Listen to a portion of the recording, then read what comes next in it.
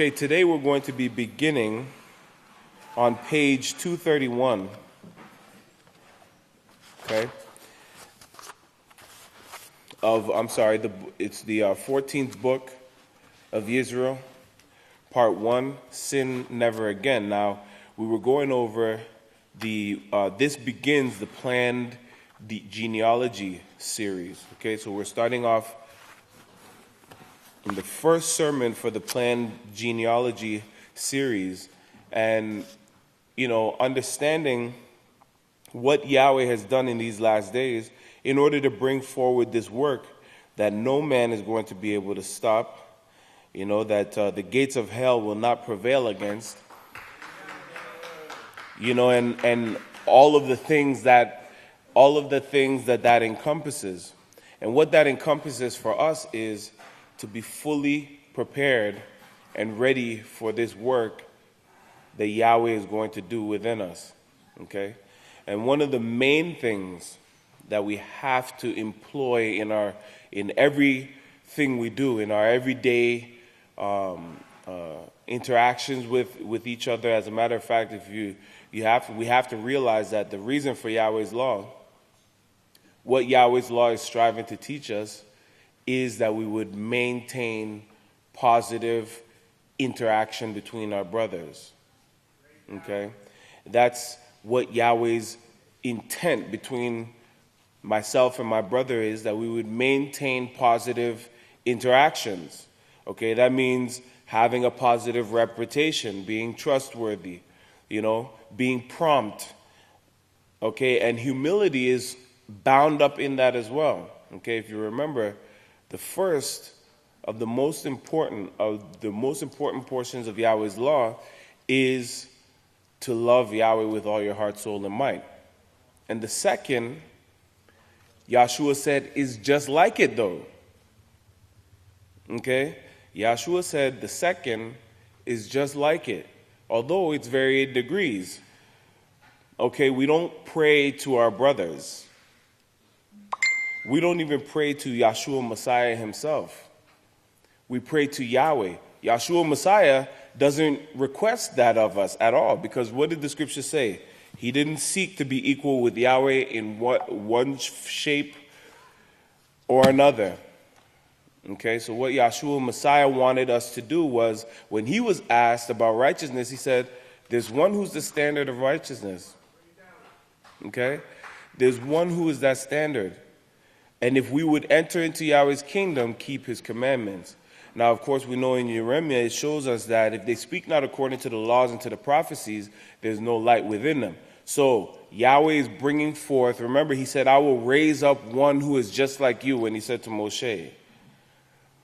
Okay, so our interaction, we can't have the kingdom without positive interaction between our brothers. It's impossible. It doesn't go hand in hand. If you want the kingdom without positively interacting with your brothers, you're looking for some other type of kingdom. You're not looking for the kingdom of Yahweh. Okay? Yahweh expects that we would glorify him through our interactions with each other.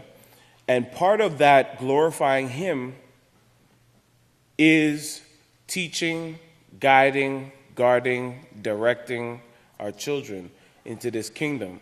And that's one of the main things that you'll find that Pastor goes over in the planned genealogy. Okay, and understanding what this planned genealogy is, what the purpose of it was, what kind of battle we're engaged in, this court case that is before us at this time, of which each and every one of us are bringing testimony, have been subpoenaed. You have all been subpoenaed to this court case. Okay? So what is our testimony going to be? Yes, we go through hardships, we go through struggles, we fall, but what do we do after we fall? We get right back up and continue in performing Father Yahweh's will.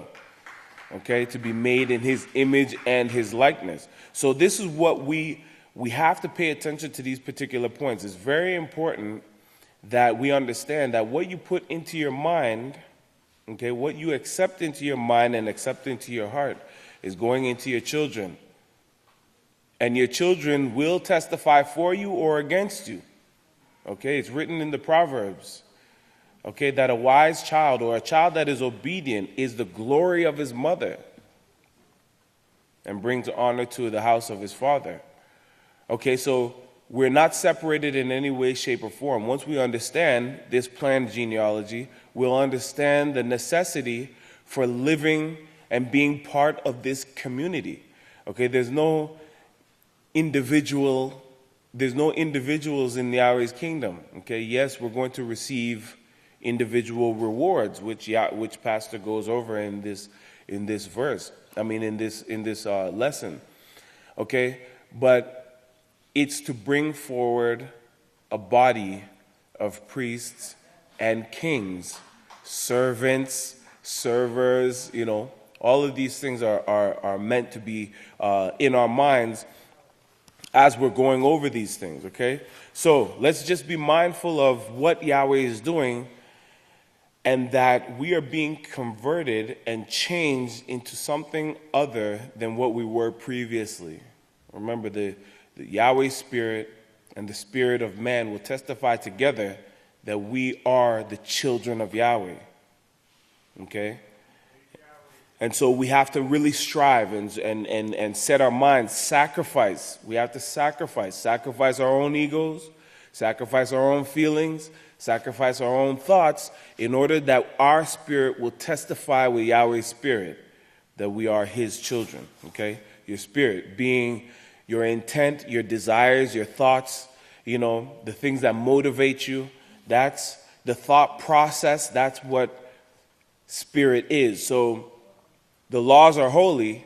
Yahweh's Spirit is holy. So which is Yahweh's Spirit is Yahweh's thought processes, his desires, his wants, the way he operates. These things are Yahweh's Spirit, which is holy. These things are his motivation, his desire. Okay, that's what spirit is. And the law gets us this spirit, which is holy. Okay, so beginning in verse 1 on 231, on page 231, the planned genealogy number 1.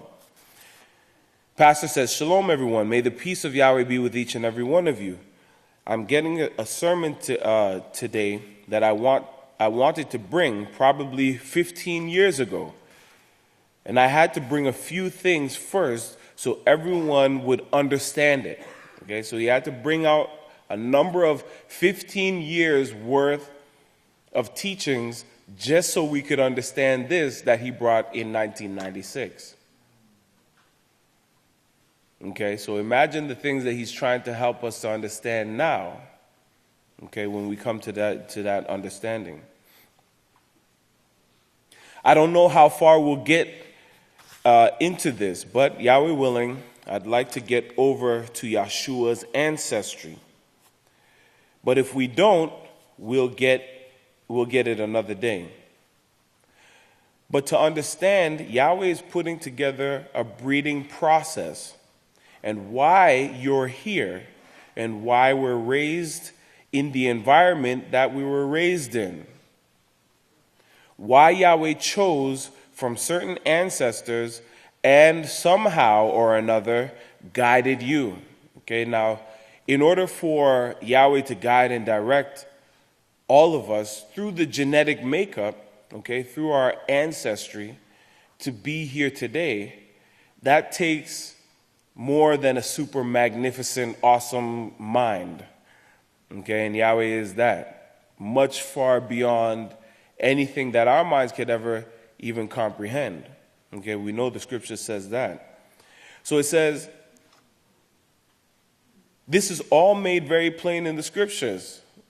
Plain to him, plain to Pastor. Because nobody, as a matter of fact, after Pastor brought out the planned genealogy, okay, Yahweh's plan to bring forth a holy family, then you heard other religious leaders saying things like, oh, there's a holy gene, and there's a holy ancestry, and all of these different things. Okay, a holy gene that is passed down. It was after pastor brought these things out. Okay? And so you can see the world is listening. The world is listening. The message is going out. And even if, they aren't listening specifically, pastors speaking these things into the firmament, and those birds are carrying these things all over the world. Yahweh is doing all of this work, okay, in magnificent ways. And we'll see more and more of these things occurring as Yahweh draws closer to us. Okay, but you see, pastor sees these things very plainly in the scriptures, and he's going to show us how to see them also. We can see that Yahweh is taking a special hand with each one of us that he called. Okay, pastor mentions later on in this lesson that when Yahweh called us out, that he gave us a portion of himself. Okay, he gave us a portion of his zeal. He gave us a portion, and it was just what Pastor said, it was just a tiny piece, okay? He used the word substance, just a small substance of his spirit, okay, that he gave to us. Just a tiny, tiny bit in order for Yahweh's calling to cut through all of the clutter that we had in our lives before we came to the house of Yahweh. The drugs, the fornication, the drinking, the filthy desires of filthy lucre. Remember, Pastor showed us that money is a root. It's not the root. Some of these roots were also prostitution, sorcery with drugs, experimenting with drugs and hardcore mind-altering substances, robbery, hatred. All of these things were part of this root of the mixture of righteousness and evil. Okay? So, this is what Yahweh is doing in giving us this calling. Now, he doesn't always hang on to everyone that he calls, but he certainly gives them the opportunity, the great opportunity to be part of his kingdom, and he's putting together. Okay, we do know that many have fallen, many are called, but few are chosen, or few make themselves worthy to be chosen. All who were called into Yahweh's house had the opportunity to be chosen. But very few will make themselves into the image and likeness of Yahweh by submitting to Yahweh. Okay? Yahweh will complete this work that he began with us if we will allow him. Okay? We can't say, oh, well, Yahweh, you're gonna have to finish this. Well, I'm here in the house of Yahweh and I'm waiting for Yahweh to make me perfect. It doesn't work. It doesn't work like that. We have to decide in our minds and make up in our minds that we are going to fulfill this plan that Yahweh has for us to be a part of. Okay, that's what Yahweh's purpose and his plan is. What is the meaning of the name Yahweh? I am who I am, or I am whom I have chosen to be. And if Yahweh wants us to be like him, guess what he wants us to do? To be like him, to be as he has chosen to be. Okay, so we have to choose to be as Yahweh has chosen to be. See the benefit, for us to realize the benefit in the keeping of Yahweh's laws, okay, and the strength that comes from the keeping of Yahweh's laws. Look, when we were out in the world, gangsters, pranksters, thieves and robbers, that wasn't strength, because we were able to break into somebody else's house, sneak in. He snuck in, though. He snuck into somebody else's house under the cloak of darkness, took their belongings, and snuck back out just like a serpent. That's not strength. Nor is strength kicking the door down and invading the house. That's not strength either. That's savagery. That's barbarism. Okay? That's not strength either. The strength of Yahweh is, man, I'm going to toil hard with my hands. and work with every ounce of gusto that I got just to pay these bills.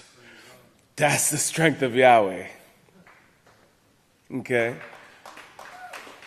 Praise Yahweh. Okay, so everyone, Pastor says here that everyone won't be a king and everyone won't be a priest in Yahweh's kingdom. Okay? We are striving to be a body of priestly kings, yes. So in Yahweh's kingdom, remember Yahshua Messiah said, in my Father's house there are many mansions.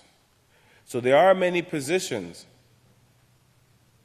But the only reason why some of us won't be kings or won't be priests is because we just haven't given our minds and our hearts over to utter and complete obedience. And beyond obedience, into submission and humility. Okay? Or I should say, beyond submission into obedience and humility. Because anybody can submit if they have a gun pointed to their head. A lot of judges submit when you slide them that envelope, that thick envelope, that thick padded envelope. They'll submit to your desires.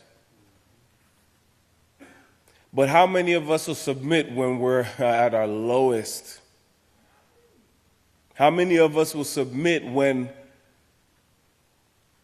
we don't have everything that we want? We have desires and aspirations and ambitions, but how many of us will submit at that point? Submit to the point of obeying, and obeying to the point of humbling. That's what Yahweh is looking for. And these are the ones who are going to be the holiest of the holy. Yeah, there's some who are going to be holy. We're all going to be holy. We're all going to reach. Those of us who strive and set our minds on this goal, we're going to be holy. But we have to reach the point of being the holiest of the holy also. Okay? And Yahshua Messiah, Pastor, has taken away the cloak for covering. We don't have a cloak. We have the peaceful solution, which is a further breakdown. And remember, in the days of Moshe, the laws were there, but Yahweh broke it down to the 10 Commandments. And within the 10 Commandments, all of the laws were covered. The laws were specific instances in order to fulfill the portions of the 10 Commandments. Well, here we come now to these last days, and we have the Peaceful Solution Character Education Program. Yahshua Messiah broke it down, and we spoke about it earlier. He broke it down to 2 main points. Love Yahweh with all your heart, soul, and might, and the second is like unto it. And now we have, in these last days, we have the Peaceful Solution. Volumes and volumes of learning and understanding who in the world we are, who you are as an individual. Okay? No more cloak. No more cloak, no more covering. It's gone. You might think that it's there, and Yahweh's not seeing you when you're in the quietness of your own dwelling. What did Yahweh say to us? He said, I am in heaven, you are on earth, so let your words be few. He sees everything. We complain and we gripe and we complain and we gripe, but when we do these things, we're telling Father Yahweh that he's not doing his job. Okay, you're telling Father Yahweh, when we complain, when we gripe, that doesn't mean that Kahan Nathaniel doesn't complain and gripe. He's repenting before your very eyes at this very moment. Okay, we're not confessing one to another. We know what that means. Okay, but this is what Yahweh expects from us, and this is the strength of Yahweh, to endure under hardship, to do the right thing. Praise Yahweh. To do the right thing because we know it's the right thing to do. Okay, but then going beyond that, to doing the right thing because we want to do the right thing. We choose to do the right thing. Our desire is to do the right thing. Okay? And this is what Yahweh is expecting of his priestly kings. Remember, Pastor said that he said that we could have over 160 priests and kings by the time it's all said and done in the house of Yahweh right now. So that allows room. That allows room for all of us to have our positions there if we will give Yahweh our full attention. And that giving Yahweh of our full attention means that we have to see the benefit and the true love, the true joy that comes through the keeping of his laws. There's nobody who's going to follow any decision with any zeal or any fervor if they don't realize how it benefits them. Nobody will do it. You could force somebody. You could, just like I said, these guys, the politicians, they get donations and everything. And the ones who donate to certain campaigns, they stand there in the back like, okay, yeah, I put like over $1 million into your purse right there, right? Hopefully you'll remember that when it comes to time to do what I want you to do, okay? So there's always some type of kickback. There's always something right there. But Yahweh has invested in us and he expects a return. No free gift. Don't look, Yahweh's Spirit Holy isn't a free gift. Because he expects a return. We can't just sit here and be like, oh, well, we're in the house of Yahweh and glorify Yahweh and say praise Yahweh. Yahweh expects a return. And he expects more than he gave you. All right. We don't have to go into that. Okay, so continuing, it says, there's much unrest in the heavens at this time. Okay? Pastor is showing how much hatred and envy is going on in the world, in the heavens, and that we have to be the ones to be able to bring this peace to the heavens. Okay? If you'll go over to page 233.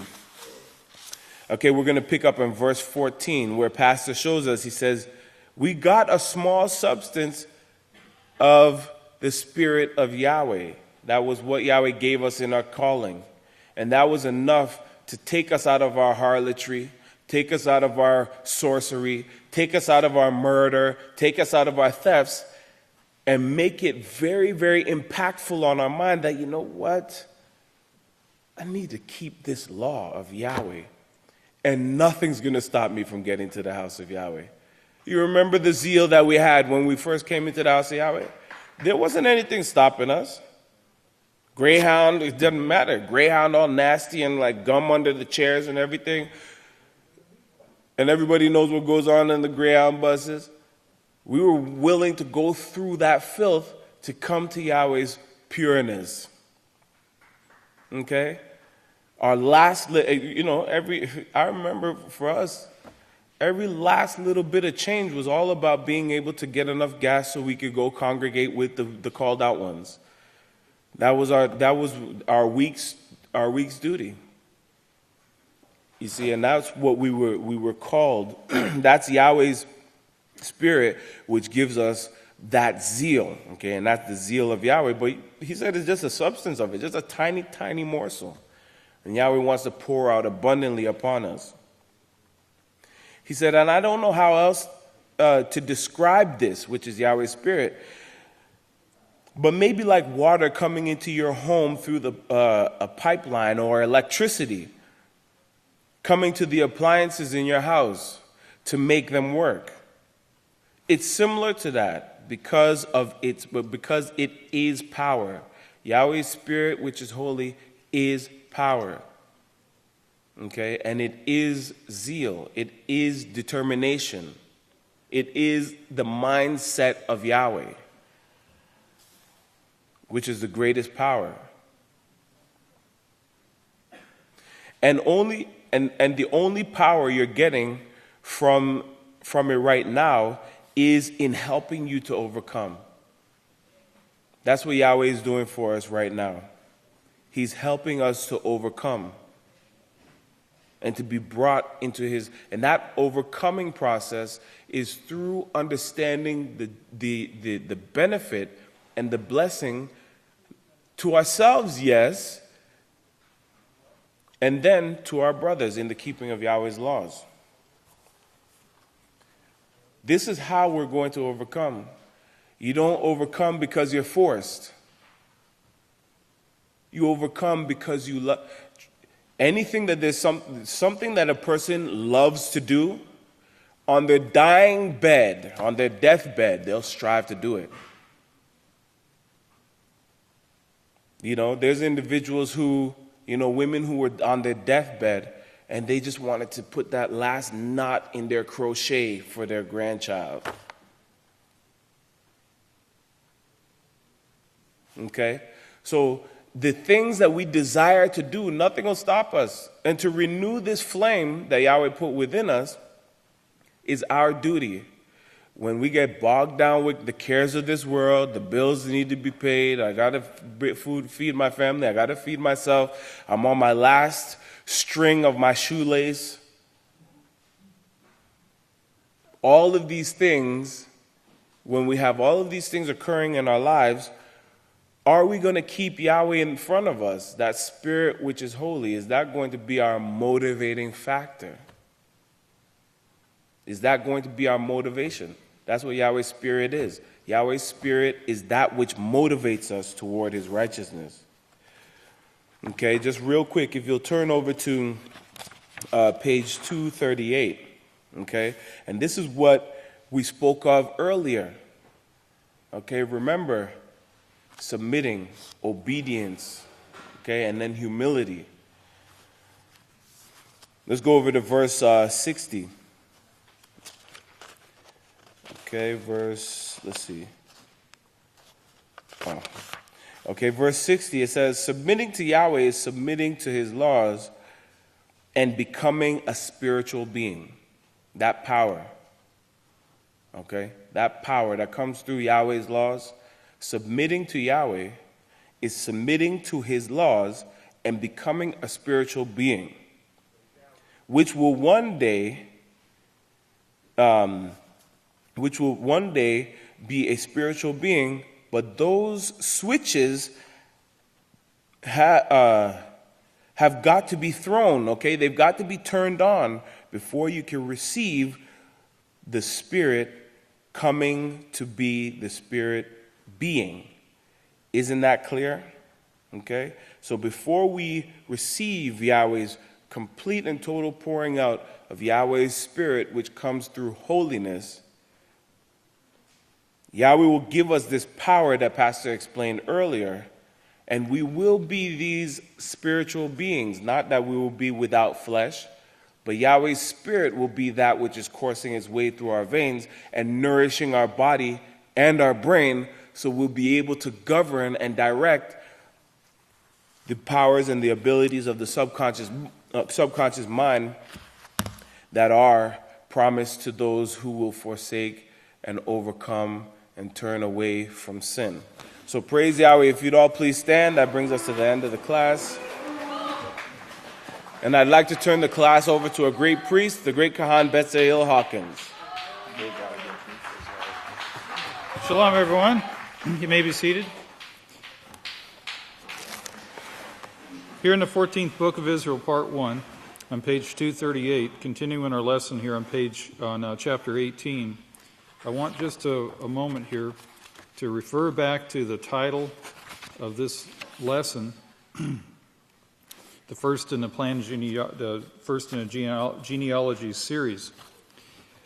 And the title of this is The Planned Genealogies of the Kingdom, number 1. Now, what I want to draw to your attention here specifically is the word planned. This is very key to the latter part of this lesson here tonight. On page 238, starting verse 61 here, 1 Corinthians 15:45. Now this is the setup, okay? Beginning here with this idea. And so it is written, the first man, Adam, became a living being. The last man, a life-giving spirit.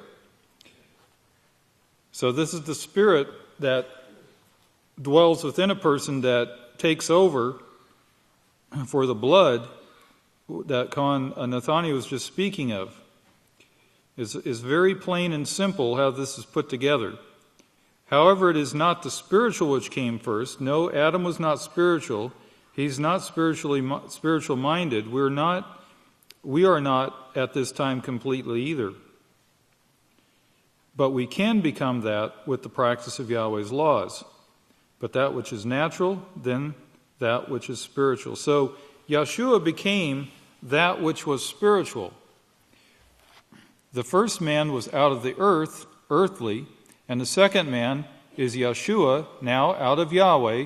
Not that Yeshua wasn't flesh and blood now, he was. Now remember this because it'll help you understand the rest of it. Now, as is the earthy, such are they also who are earthly. And as is heavenly, that is like Yahweh or like Yeshua is now,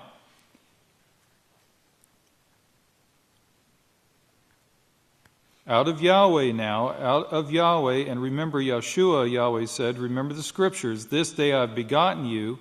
So the first was out of the earth, earthy, so was Yeshua, but now he's out of Yahweh, out of the Spirit. The Spirit is now applying the life to the body instead of the blood supplying the life to the body.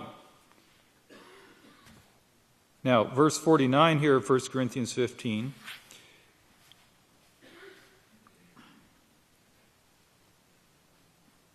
We'll start in verse 66 and verse 50. Now, I say this, brothers, that flesh with blood.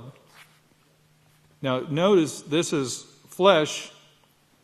This word flesh here includes the idea of the carnal mind or the carnal nature that we must overcome. So the flesh with blood cannot inherit the kingdom of Yahweh, neither does corruption inherit incorruption.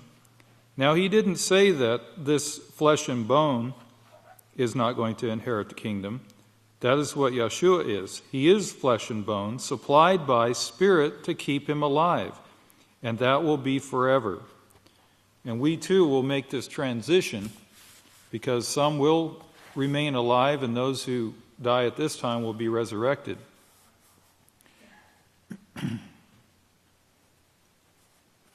Now, verse 51 of 1 Corinthians 15, behold, I show you a secret truth. We will not all sleep, and those left alive, of course, are going to be participating in the resurrection of the dead. But we will all be changed. In a moment, in a twinkling of the eye, at the last trumpet, for the trumpet will sound, and the dead will be raised incorruptible, and we will be changed. For this corruptible must put on incorruption, and this mortal must put on immortality. That is what Spirit supplies. So when this corruptible will have put on incorruption, and this mortal will have put on immortality, then will be brought to pass the saying that is written, death is swallowed up in victory. So what we see here is that what in effect is being done here is putting an end to sin. With the wiping out of the death comes the wiping out of sin. Or rather, the wiping out of sin allows this power over death. The power over sin, or the power over the result of sin, is the laws. That's what fixes this problem, and what makes it possible for the corruptible to put on incorruption is through these perfect laws. The strength of Yahweh is his laws to actually turn the mind around and make it start thinking Yahweh's way, make it start thinking in righteousness. The power over sin is the laws, because that allows, or that shows you where your face is dirty. It gives you a reflection in the mirror, so to speak. It shows you where you're in error and where you need to correct your ways to align yourself with Yahweh's way and his character.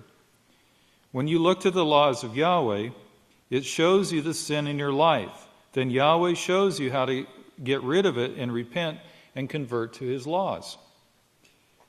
Now, continuing here in verse 57 of 1 Corinthians 15, and thanks be to Yahweh, who gives us the victory over death, over sin, through our King and High Priest Yahshua Messiah. So here we see that Yahweh is doing his part. Therefore, my beloved brothers, be steadfast and immovable, always abounding in the work. So now we see our part. Now we must remain in our own place in the work and fulfilling our part. Always abounding in the work. Don't let anyone move you from the work. And the work is, of course, overcoming, converting, learning to teach what we've been taught to others.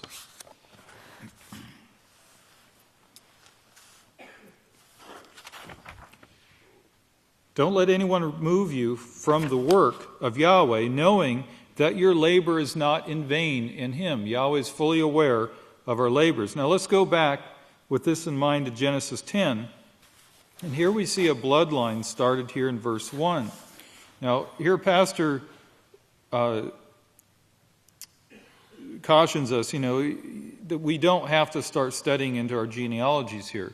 This is a long-range plan. It goes back farther than you can reach in your genealogies. But Yahweh knows our genealogies already. He's been keeping track of it. Remember, it's his plan, and he's carrying it out. And he says, don't even be concerned about it, because it is with Yahweh, and he's guiding it. So leave the genealogies to Yahweh. I think in many cases people usually do go after their genealogies for selfish reasons. They want to see if they have a rich uncle or something, or if there has someone of notoriety in their past. And so it seems maybe a little prideful in that sense. But there's no way you could guide this anyway. But Yahweh doesn't do it for selfish reasons. Yahweh does it for a specific reason, to create a family of beings as himself with his perfect character, to enjoy life with him. Now, verse 79 of the book of Israel here. Now, what we're going to see here as this develops is the breeding program that Yahweh has chosen for us is actually chosen from the beginning. Genesis 10 verse 1, now these are the begettings of the sons of Noah, Shem, Ham, and Japheth, and sons were born to them after the flood. So we see here that they're having children, and this one in particular, sons and daughters born to Shem, the father of all the children of Eber.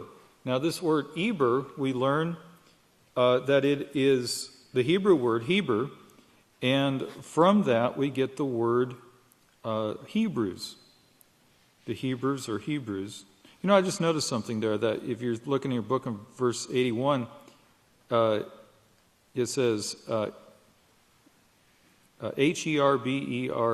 and if I didn't know any better, or maybe I don't know it, it looks like herbers, like herbs, for our health, and I thought that was interesting. But that's where we get the word Hebrews. So now the brother of Japheth, the elder son, now he's giving a little bit more of the bloodline here of Noah and their children, Shem, Ham, and Japheth.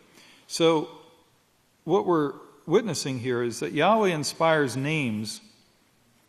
Names have special meaning that reflect a person's activity or purpose in the work.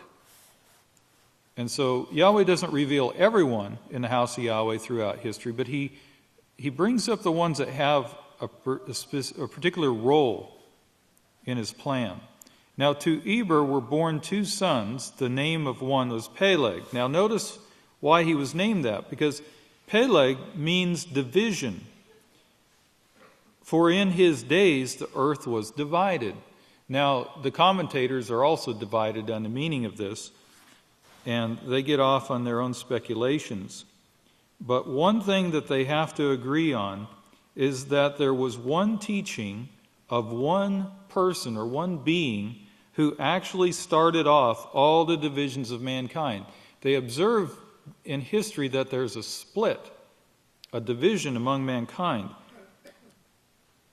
And what they recognize is that it all comes from one point, one inspiration here. whatever they ended up calling themselves. And we can see this in many things the nations still carry out in their traditions today. One of them, for instance, is the numbering by sevens. In all language and customs of the world today, we see this influence. And they're computing time by a cycle of 7 days. And we see that all over the world today.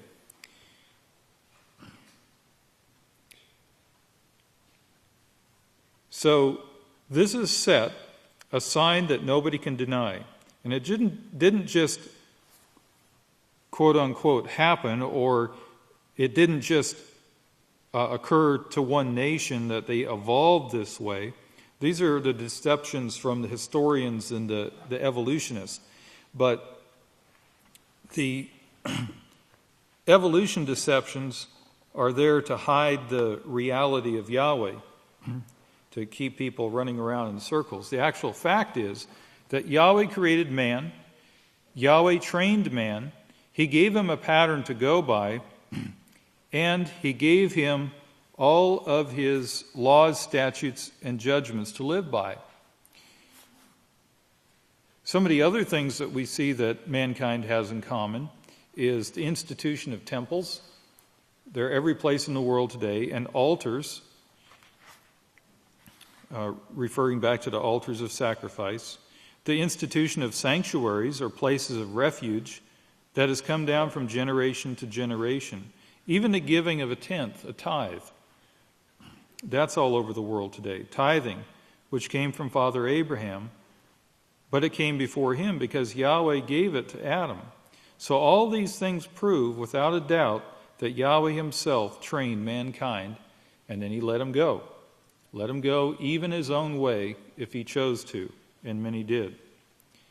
But the great separation, or the great division that I want you to understand here, is not the separation of politics or physical separation, but go over here to Genesis, and here's where the separation came and why. Yahweh chose Abraham for your bloodline. The earth was divided, and Yahweh himself set teachers and set a program of breeding that at that time for the priesthood, for the purposes of the priesthood, a particular body of people, or that particular man which is from his seed, or that is to say from his genes, the genetic information, traced clear back to Abraham. In Genesis 26, here's the division. Verse 1, there was a famine in the land, on page 242, besides the first famine that was in the days of Abraham. And Isaac went to Abimelech, king of the Philistines in Gerar. Then Yahweh appeared to him and said, do not go down to Egypt. Notice, Yahweh was working with him. He was inspiring his actions, his moves. Stay in this land, and I will be with you and bless you, for to you and your, now it says descendants, but as Pastor rightly points out here, this should be translated seed, because there's a distinction between seed and descendants. So it's one of those situations like all descendants are seed, but not all seeds are descendants. And the key here is that it's not just descendants. It's got nothing to do with descending or just being a descendant, like through hereditary, for example. It has to do with ones who overcome. Those are the ones who are the seed of Abraham. Now, these are the ones who become the seed of Abraham.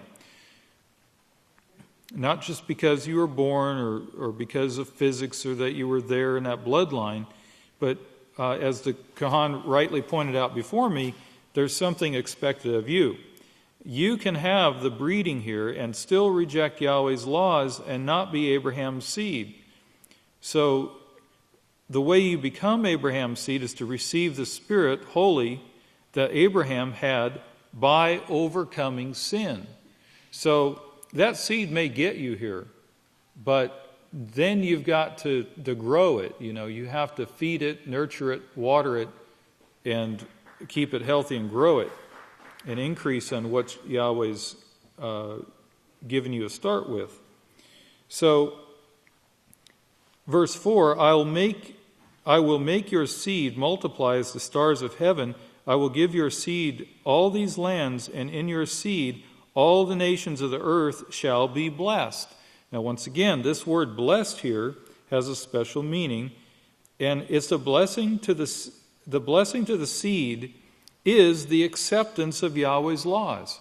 In fact, it's his laws being given to mankind, the ones who will actually take it and grow it and do something with it, righteous and holy.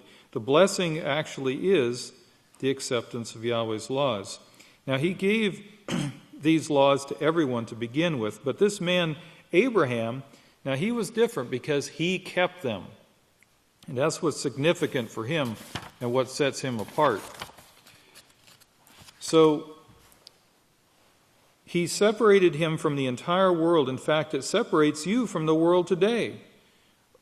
Let them know you're following the laws of Yahweh, and you'll find out right away they'll separate themselves from you. Now, this is what causes a lot of the difficulties we face in the world today, is that difference between the holy and the unholy, the righteous and the unrighteous. The separation is between those who do and those who don't keep Yahweh's laws. And this reminds me of Proverbs 1 verse 11, let us lie in wait to, let's see, and this is something that came to my mind. It's just maybe my opinion here, but I thought, boy, that really fits. Verse 11, it says, my son, if sinners entice you, do not agree with them. When they say, come with us, let us lie in wait to shed blood. Let us ambush some innocent victim without cause, with no cost to us. Let us swallow them up alive like the grave, and whole like those that go down into a pit. We'll take all manner of wealth. We'll fill our houses with plunder. Now, keep that in mind with this comment. When the world wants you to join with them, and join with them, now they're in ignorance, I understand that, and they're not aware of what they're doing in many cases, though I think they're becoming more aware, and they're just not wanting to accept it. But it's like they're saying, in effect, in reality, even whether they realize it or not, probably don't, let's come with us. Let us go spread some disease. Let's go break up a family. Let's go waste time on some pleasures, worthless pleasures. Waste some more money, or let's go poison some bodies, with foods, unclean foods, or with, there's something else I had in my mind, but you know how much blood is shed from disease when the doctors try to cut it out of you in the hospitals? That's a real shedding of blood. And that's what, you get from this world, but that'll change. Praise Yahweh, he's got a plan. Now, continuing with these sons. To Eber were born two sons. The name of one is Peleg. In his days, the earth was divided. Now, in chapter 11, verse 26 of Genesis, now Terah lived 70 years and begot Abram. Yahweh doesn't mention names for no reason. When he gives a name to you, it's to guide you so you can see this plan of his, how it's working and coming down, not only to Yeshua, but to 144,000 holy priesthood. So Yahweh gives you this information so you'd know and understand that he's guarding this bloodline. He would send them back to those people, to that bloodline, so he could keep this going. He'd like in Abraham's descendants, he'd send it back to his own people. In Isaiah 51, in verse 2, Yahweh says, look to the rock. This word rock actually means breeding or breeding line. And this is where we get into the genealogies, where we have an understanding of this. From which you were cut, from which you were generated. And to the hole, that is the evil hell hole, of which you were pulled out of, drawn out of, that you might see around, that you see around you today with the wars and fighting.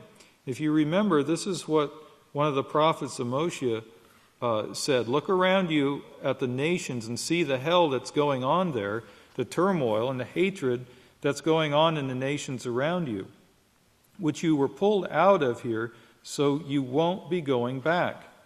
In verse 2, look to Abraham, your father, because Abraham obeyed my laws, my statutes, my judgments. Because of this, I've chosen this man for this bloodline, because it's from that bloodline, from your seed, all the families of the earth will be blessed, able to receive this perfect law that converts the whole man.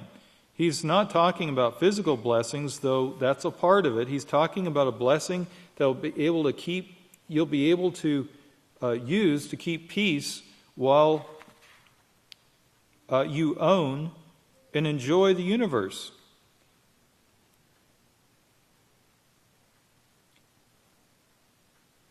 Now, look to Isaiah 51, verse 7. Look to Abraham, your father, and Sarah, who bore you, whose bloodlines you come from, down from one generation to another. And I don't care what color you are at this time, Yahweh knows the genes that you possess, and that is the important thing, because that's what makes you what you are today, and actually gears you to the keeping of Yahweh's laws, or accepting the laws of Yahweh, or being sensitive to hearing Yahweh's instruction and keeping it. So this was brought down and handed down from generation to generation.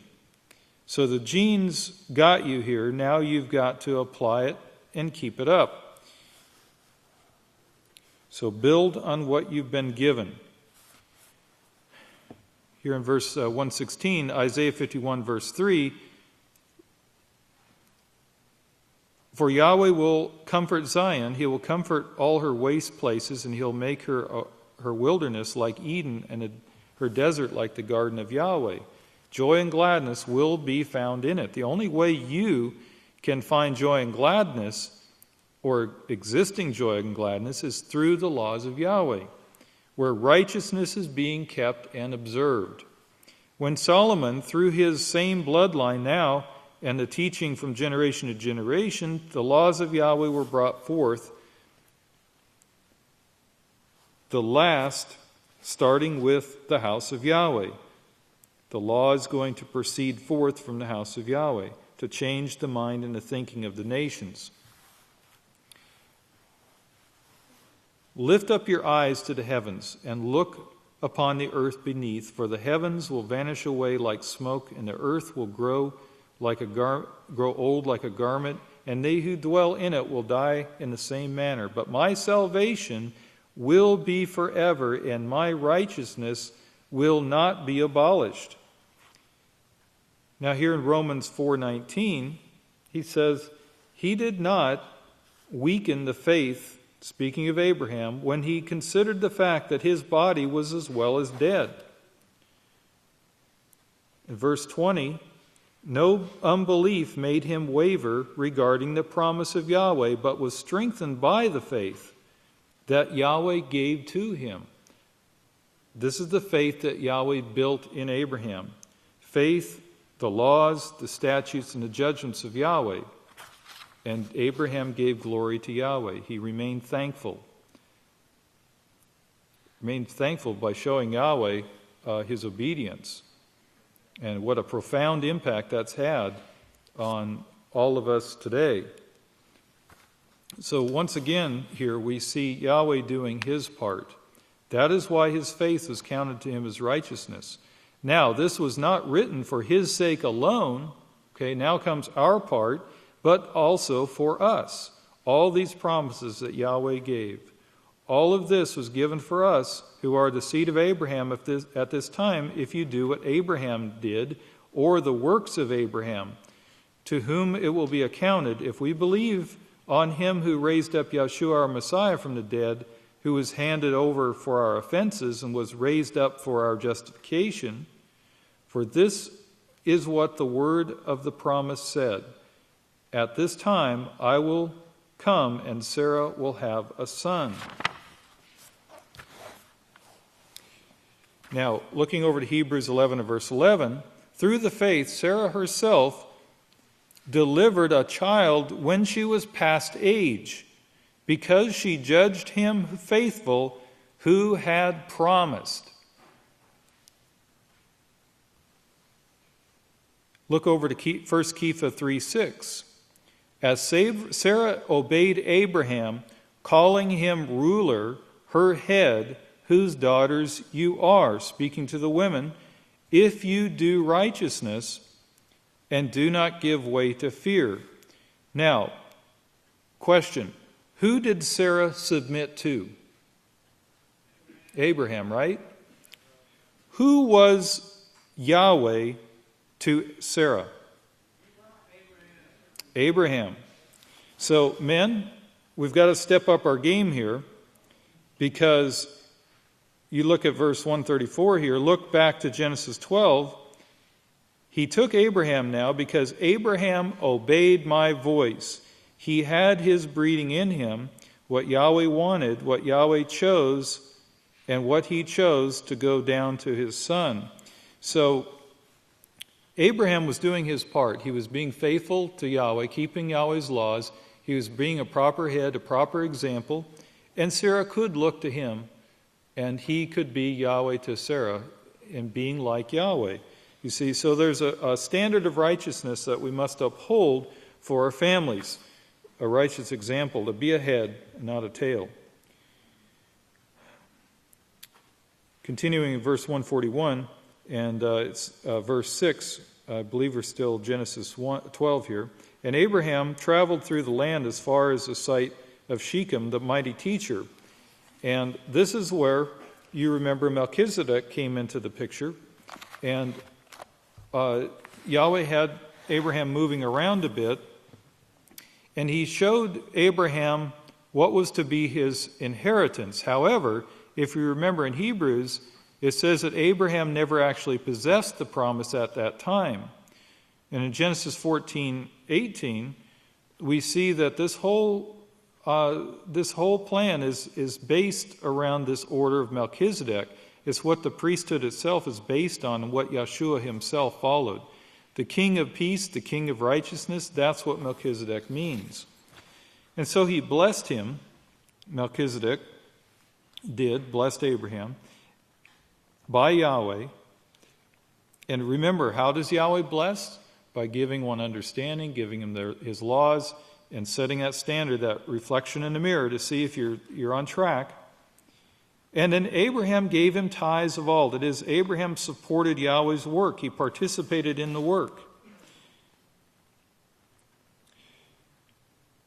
And so this is the promises, the blessings shown to Abraham and also to his seed to have these possessions, because Yahweh will complete a work through, in these last days, through Yeshua and Israel, through Yeshua's inspiration and instruction, and through Israel, the physical overseer we have on earth as our instruction at this time. Yahweh always had a living person responsible for his work in the time period of those works. And these are, and of course Jacob was a part of that as well, and these were those who would keep and uphold every word of Yahweh.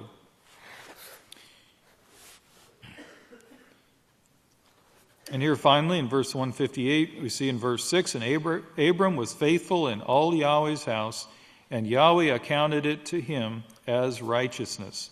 And this is what we must become. This is what we must be, if we're not already quite a bit of the ways there. And so we've been blessed with some beautiful weather. We're looking forward to the great feast of Passover, Yeshua's memorial. And we've had some pretty clear weather. So when you get out there tonight, look up at the heavens of a night and look up at the stars. Look up and see up there and contemplate it for a moment. And, you know, those little points of light aren't all stars like our sun. Some of those points of lights are entire galaxies. In fact, many are entire galaxies so far distant that to us they only appear as a bright spot in the heavens. But in those is worlds and planets and a whole life waiting for us out there. Look up, see the stars, look up there, because they're all going to be yours if you're the seed of Abraham. This will be your inheritance, not just land, but families living in peace and bringing and completing peace for others and in others. May Yahweh bless your understanding.